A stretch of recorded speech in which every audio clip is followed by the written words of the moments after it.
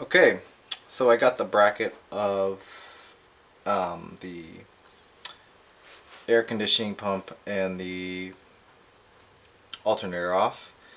Pretty big cast iron piece, pretty very thick. So I guess you can sit next to the block and not warp at all.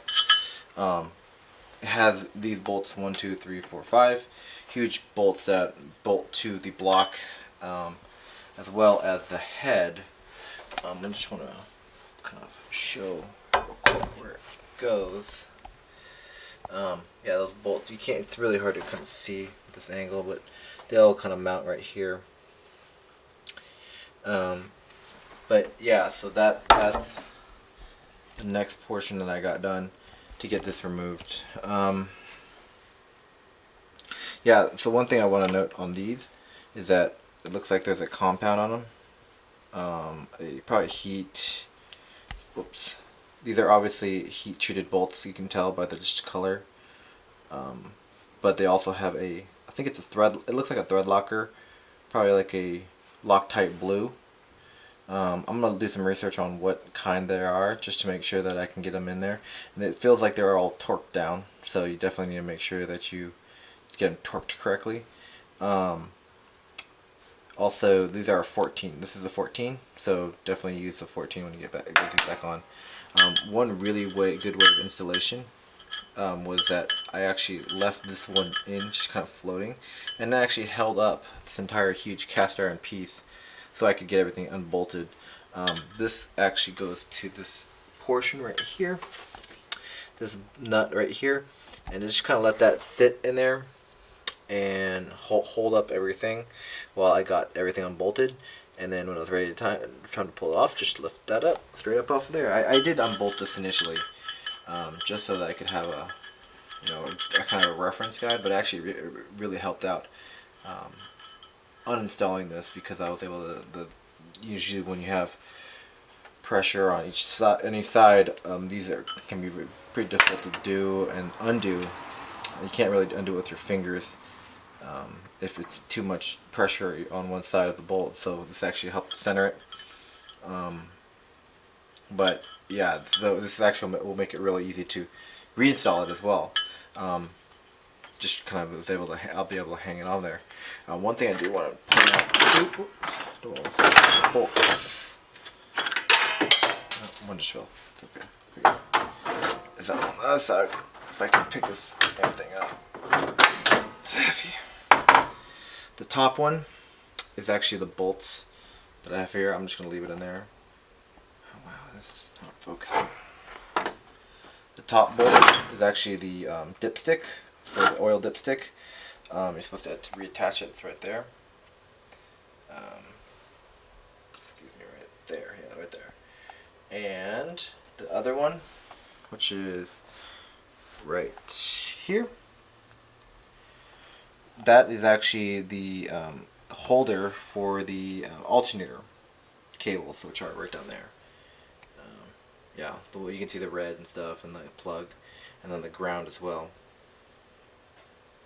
So yeah, you just need to make sure that those get attached so that the wires don't flop around. You touch the block, it start melting or anything like that. So overall, pretty productive day. I'm gonna call it good here. I think that getting this off was pretty significant, and I'm gonna label all these. Almost.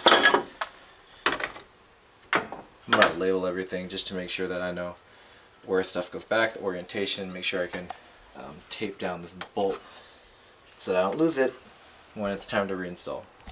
Alright, very productive day getting this side off. Next, really, I think, actually, you know what I'm going to do before I go to bed is hit those header bolts with some, like, I think it's Creo oil. I don't have PV Blaster, but just really high penetrating oil, because these are going to be a pain in the ass to get off. The last thing I want to do is strip them. If it gets down to it and I need to heat them up, so be it. But I'm gonna try it with penetrating oil first. Really let it soak in. Maybe I might not even work on this tomorrow. But what I will do though is soak the bolts multiple times. So at least once, twice, 3 times a day maybe, just to try to get as much oil creeping into those threads as possible. Because you know, when bolts heat up, especially exhaust bolts, they will expand and contract, and that expansion and contraction will actually fuse. That's not necessarily fuse, but it will actually make it extremely difficult because it kind of hardens the metal of the bolts itself. So extremely difficult to take off.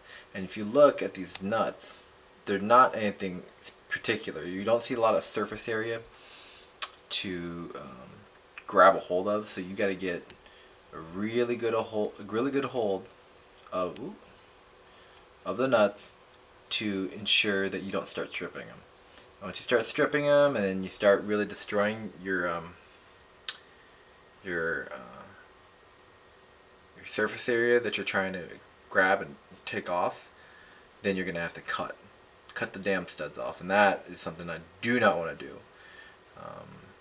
If that's the case, and this is the worst case scenario, if that happens, it's almost like screw it, get a new engine. I hate.